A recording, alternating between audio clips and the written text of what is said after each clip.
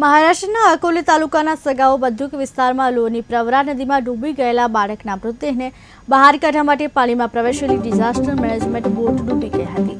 Sub inspector પ્રકાશ Sindhi police sub inspector તરીકે એસડીઆરએફમાં જોડાયા હતા. તેઓ બચાવ કામગીરીમાં જોડાયા હતા, પરંતુ તેઓ શહીદ થયા હતા. તેમના પાર્થિવ દેહને દાહોદમાં state reserve police force group number 5માં લાવવામાં આવ્યો હતો અને પોલીસ કર્મચારીઓએ તેમને સલામી આપી.